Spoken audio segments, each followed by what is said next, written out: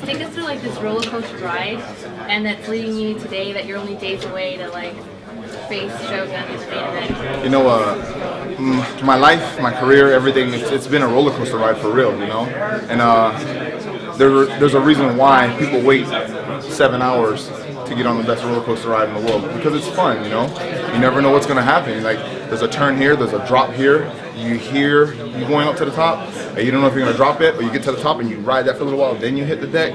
You know, it's been a good ride, and everybody always says, oh, if I could go back, I would do this different, I would do this. I wouldn't change shit. I would stay on the path that I am right now. Like, just because of what you said. Today, Saturday, I get to fight Shogun Rua. You know, one of my heroes and one of the living legends of the sport, who just had an amazing fight with Dan Henderson. Like, I wanted to fight Shogun since I remember him holding people's head down on the ground, blah, kicking him in the face. So I'm excited. Everything, all roads have led to this point, you know. So I'm excited. Have you ever gotten frustrated though by the way your career has turned out? Yeah, for sure. Frustration's part of it, you know, but it wouldn't be exciting without the frustration, you know. It wouldn't be worth it. If I beat Shogun, when I beat Shogun on Saturday, the victory wouldn't be as sweet, you know. I get to beat Shogun on Saturday, man.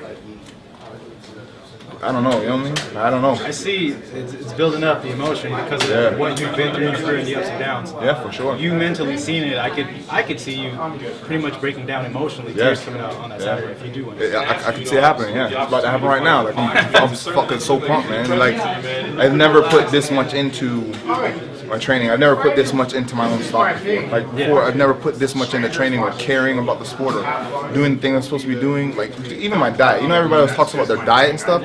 Bro, I'm on this whole new tangent where I don't even mess with high fructose corn syrup anymore or sucralose. Like, I've organic and raw vegetables I'm juicing now to help. Like, it's totally different. Everything's different. Everything just means more. What changed? Nope. What does it show that the UFC has so much faith in you to put you in here in a main event card against a guy like Shogun? And the title talk as well.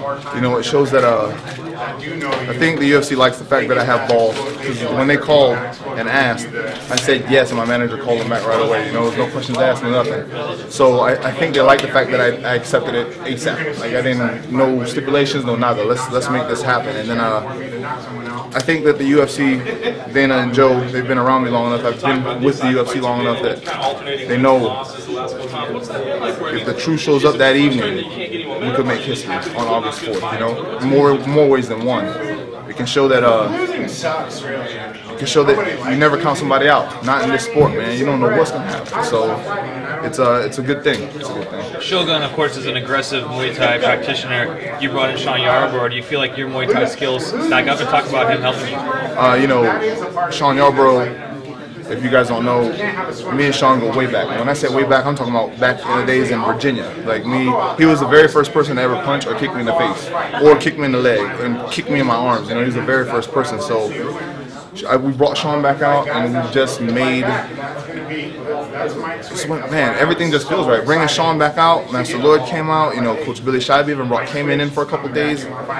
It just feels good, man. I know Shogun style, that way, you know what I mean? Like, Shogun's in your mouth the whole fight. And if you're not ready for that, if you're not ready to bang and go down, it's not going to happen. You're not going to pick up the W that night. So I had to bring people back into my life that wouldn't baby me and just beat the hell out of me. So that was part of it. Here we go. On the media call on Monday, you said before you fought John Jones, you didn't take him seriously, you thought he was a young punk, and you didn't even train hard for that fight. Yeah. Why is it that you had seen what John Jones was doing in the light heavyweight division and you didn't respect him and didn't think you needed to really train hard for that fight? Because he was hitting people with spinning elbows, like crazy wacky stuff. He was hitting, when he was winning back then, he's still hitting people with that stuff now, but you know, he was hitting people with oddball stuff. I thought it was just a fluke. I thought he was just winning just because, you know? And that's where my mind was at. Not the fact that, hey, if you don't take this dude seriously, he's gonna break your face, you almost lose an eye, and it cost the UFC 80 grand for reconstructive surgery. You know, that's what I get for thinking like that. I was the asshole. Would you say that was your lowest point in your career? Take me down here and do this and do that. No, it was for sure the most painful part of my career. That hurt the worst, yeah. But I think the lowest part was when when they announced Randy's name instead of mine. Right then and there, that moment. And I felt like I asked too when I watched the video again. I didn't even shake his hand or hug him. Like I sat down on the step outside the cage. So sorry, Randy. I'm sorry about that. But yeah, for sure, I think that was the lowest part. Like it felt like everything was just gone. You're saying that things are so different now. You've been juicing. You're like, you sound really dedicated. What's this big change people brought on? Elliot breaking my arm. Elliot Marshall, you know, I was telling the guys over there in almost all my interviews, everybody asks, when did you have this moment of clarity and when did you figure it out? And it wasn't when I got cut from the UFC, it wasn't when they brought me back, it wasn't when I found I was going to be fighting Elliot, it wasn't any of that stuff, man. It's when my arm was locked and I was just standing, I was there. I remember thinking, man, like, what are you going to do? Is this it? Is your career over? Is this what you want to be known for? No, that's when I was like, hell no, let's get out of this. Pulled it out, and, you know, ended up winning that fight on an ugly decision, but I let my arm go. It cost me. It was an ugly decision, but it cost me a lot. And I think that maybe that poked my pride. Maybe that's what finally it took. You know, I'm hard-headed, man. I'm an asshole, and it's hard to get through to me. My teammates been trying to do it for 2 or 3 years, and finally now they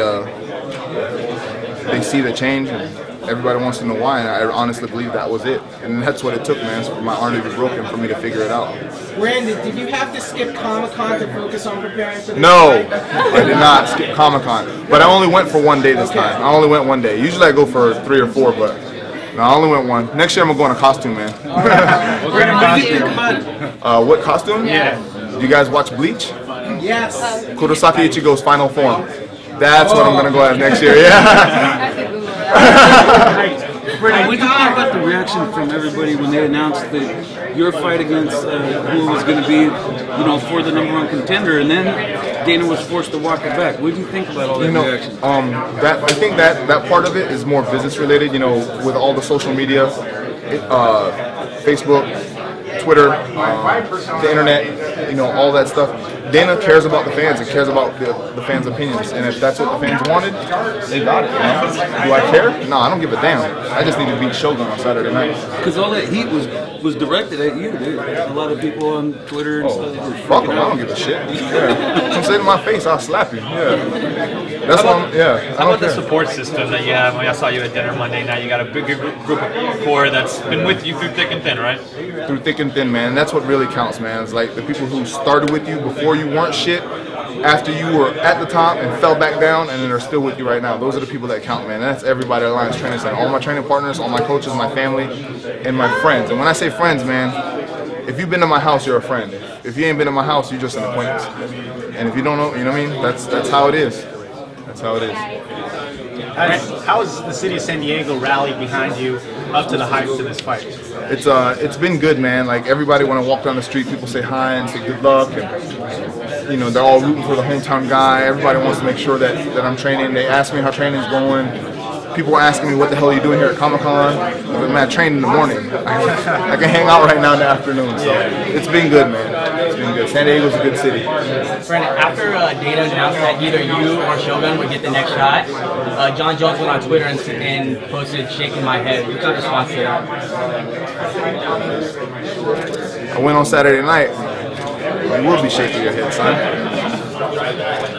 It's still something that you want badly, huh? That went back. Yeah, I want it back, but that's the guy I'm worried about right now. Yeah.